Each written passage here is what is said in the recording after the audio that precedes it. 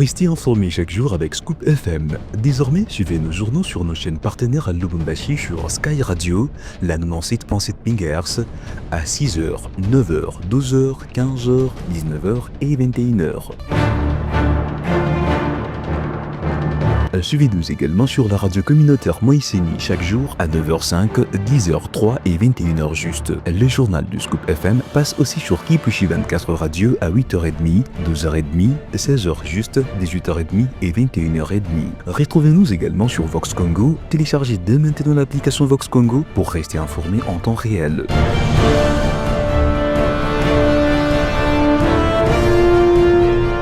Scoop FM, suivez-nous sur notre page Facebook et sur notre chaîne YouTube pour tout savoir sur l'actualité locale, provinciale, nationale et internationale.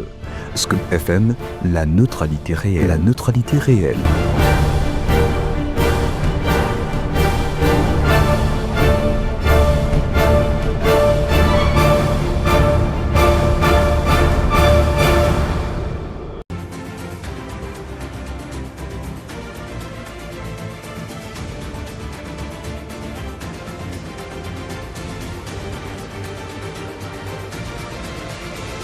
Nouvelle session d'information sur votre radio. Bonjour à tous, merci de nous suivre sur Scoop ainsi que nos chaînes partenaires. Bienvenue à cette édition d'information présentée par Gloire Diboué. Un seul titre fait la une de l'actualité.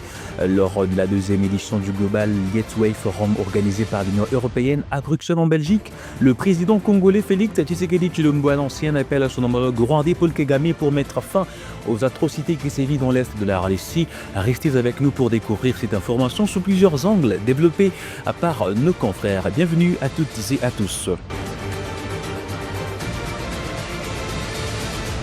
Annoncé dans les sommaires lors de la deuxième édition du Global Gateway Forum organisé par l'Union Européenne à Bruxelles en Belgique, le président congolais Félix Antoine Tshisekedi Tshilombo a lancé un appel solennel à son homologue rwandais Paul Kagame pour mettre fin aux tensions entre leurs deux pays et œuvrer ensemble pour la paix et le développement dans la région des Grands Lacs. Suivez-les dans ses propos recueillis par Christian Mouchampa. Mais je crois que l'Afrique aujourd'hui a besoin de passer à autre chose, Monsieur le Président Paul Kagame, et nous en sommes capables. Prenons simplement le courage de nous regarder en face, de dire ce qui ne va pas et de prendre les décisions les bonnes pour nos populations. Et donc, le plaidoyer que j'avais prévu pour appeler à des sanctions, je préfère le suspendre pour le moment, en attendant évidemment d'avoir la réponse du président Kagame, parce que j'ai vu ici dans la salle également l'émissaire du président Donald Trump, dont je salue l'implication dans la crise qui frappe mon pays, et à travers lui également nos amis et frères du Qatar avec son émir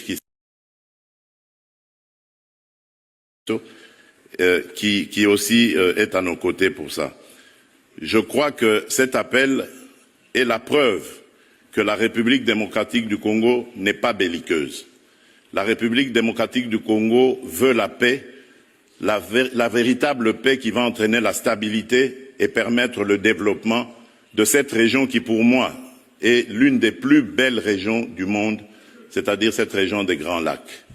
J'espère que cet appel sera entendu par le président Kagame et je lui dis ma disponibilité à discuter de cette situation. Sur ces mêmes chapitres, M. Félix Tshisekedi doit comprendre que la crise en RDC a des causes internes. Institutions illégitimes, corruption et impunité, armées faibles et externes, convoitise du Rwanda, Ouganda, complot des balkanisations, seule la cohésion nationale via un dialogue inclusif y répondra. Martin Fayulu, opposant congolais à cette demande de Félix Tshisekedi pour unifier et donner la paix entre la RDC ainsi que le Rwanda. Et puis le porte-parole du gouvernement congolais, Patrick Muyaya, a répondu aux attaques sur les réseaux sociaux, bien évidemment du gouvernement rwandais, avec le ministre des Affaires étrangères Olivier Nduhungirehe Ndoungiré, en ces termes, les affaires diplomatiques ne se traitent pas sur les réseaux sociaux. Mouyaya renchérit en disant que l'agression de notre pays par le Rwanda depuis novembre 2021 et les facteurs qui a brisé l'élan de paix entamé par le président de la République dès son accession à la magistrature suprême. C'est dans cet esprit que le président de la République avait bien avant contribué à la réconciliation entre Kagame et Museveni en 2019. Sur ce même chapitre, restons-y. À Bruxelles, le président Tshisekedi tend la main à Kagame pour faire la paix, mais cela demande que vous donniez l'ordre aux troupes du M23 qui sont soutenues par votre pays d'arrêter cette escalade. Cette intervention ne laisse pas les acteurs politiques de la ville de Likasi indifférents. D'aucuns pensent que le propos du président de la République démocratique du Congo n'était pas compatible au moment. Suivez-les dans ces micros des Jean Bondo. Clairement, moi, j'estime que c'est une déception. C'est une déception et ce discours attirerait nécessairement la chaleur qu'avait nécessairement cette lancée-là, allant dans le sens, bien sûr, de faire face à Paul Kagame qui est en train de créer les déséquilibres sur tous les plans dans notre pays. Je crois que tendre la main à Paul Kagame, c'est ouvrir une voie à ces petits pays d'insulter encore les grands éléphants qui est la République démocratique du Congo, parce que vous allez vous rendre compte que ce n'est pas nécessairement à nous de tendre la main à Paul Kagame, parce que le président de la République avait déjà fait ça plusieurs fois et ça n'a pas donné des solutions probantes. D'ailleurs, le président lui-même a même relevé quelque part qu'il n'a jamais cru à la sincérité de Paul Kagame.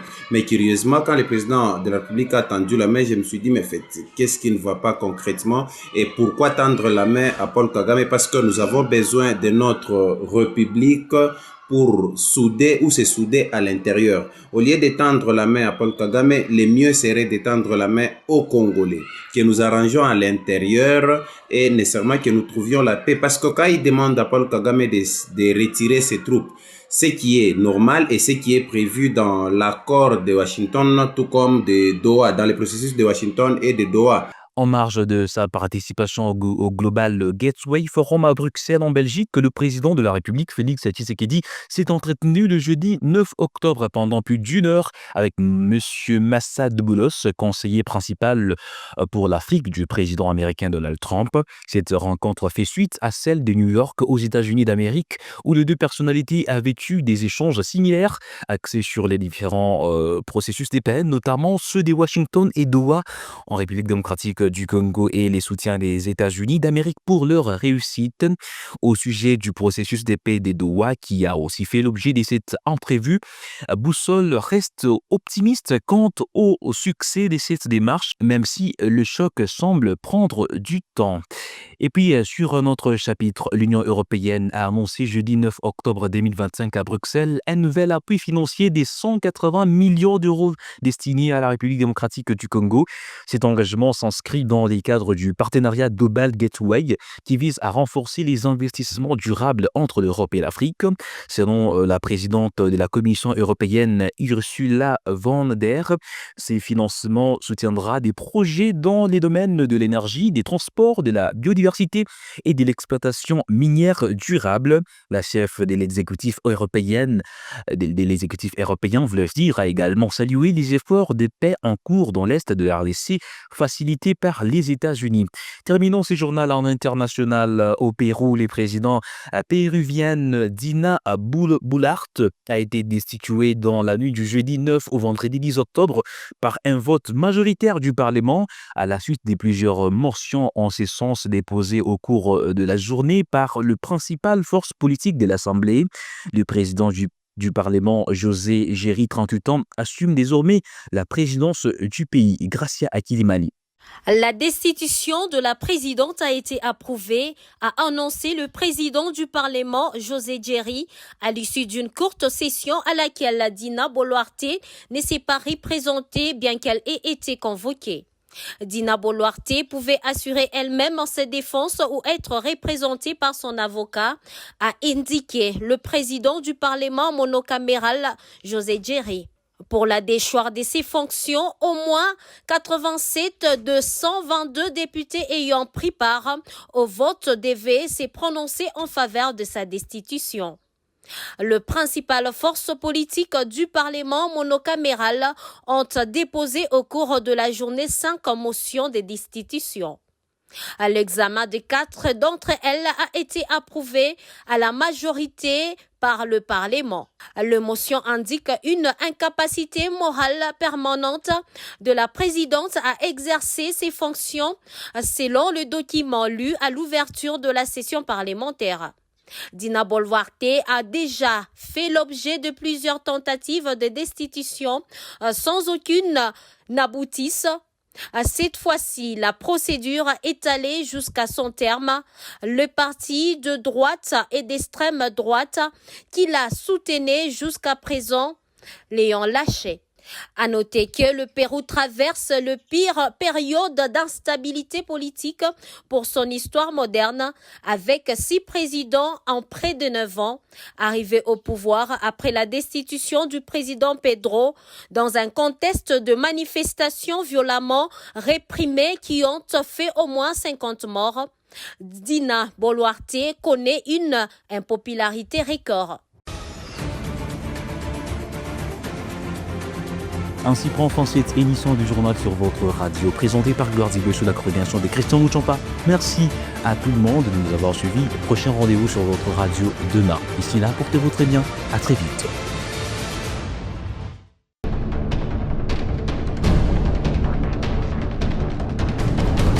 Restez informés chaque jour avec Scoop FM. Désormais, suivez nos journaux sur nos chaînes partenaires à Lubumbashi sur Sky Radio, la 97.7 MHz, à 6h, 9h, 12h, 15h, 19h et 21h. Suivez-nous également sur la radio communautaire Moïseni chaque jour à 9h05, 10h03 et 21h juste. Le journal du Scoop FM passe aussi sur Kipushi 24 Radio à 8h30, 12h30, 16h juste, 18h30 et 21h30. Retrouvez-nous également sur Vox Congo. Téléchargez dès maintenant l'application Vox Congo pour rester informé en temps réel.